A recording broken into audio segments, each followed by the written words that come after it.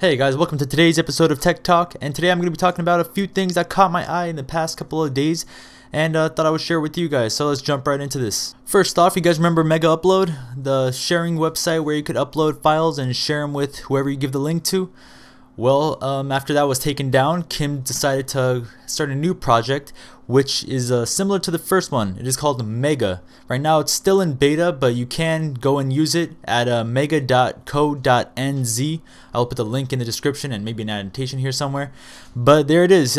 Once you get on the home page, the first thing you will see is bigger, better, faster, stronger, safer.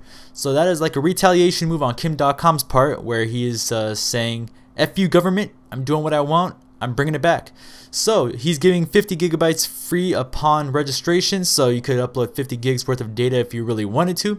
And I think that's really cool. He's a really nice guy. He cares about his audience and consumers a lot, and he seems really humble. He got screwed over, he came back with a bang. Next up, we have some interesting news here. It's the first flexible battery was invented.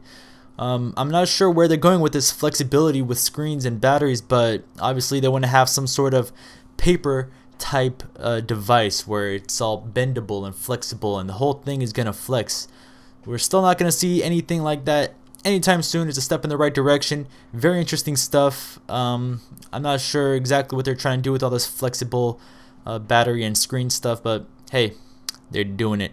Next up, the Nexus 7 tops sales to the iPad in Japan. I know it's not a big deal to some of us, but it's just an interesting part of news. It's like, what is it about the Nexus 7 that they prefer as opposed to the iPad?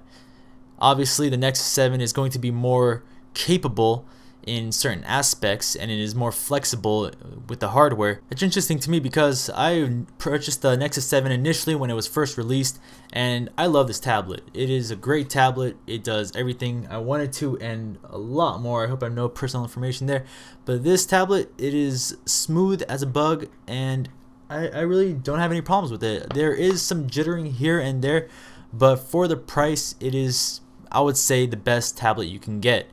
Now, that being said, the iPad is not a bad choice if that is what you're looking for. Compared to the iPad mini, I would go with the Nexus only because the iPad mini is a downgraded iPad. It is using the iPad 2's hardware, and the resolution is not that great. I believe it's 720p resolution. Compared to the Nexus 7, I would go Nexus 7 all the way. Yes, I'm a diehard Android fan, as you can see behind me. I have my Android plush and figurines, but that is not the point. I respect all technology and love all technology. My mother has an iPad and I love it just as much as she does. No, that's not true. Next up, this was actually requested to me by a fellow viewer. He told me HTC is in the midst of building a bezel-less smartphone. So after hearing that, I had to take a deeper look. This phone is in fact real. It is not released just yet, but they are planning to release it sometime next month.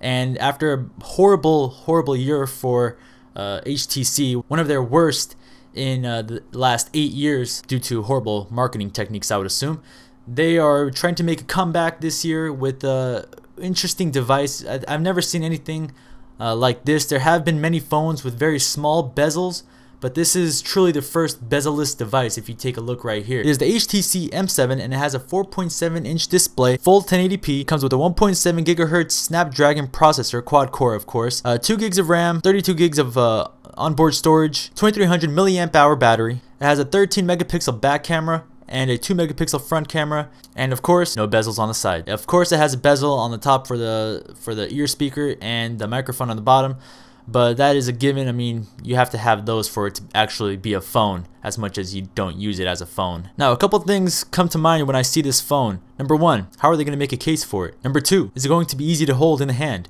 Number three, will your fingers interrupt the screen?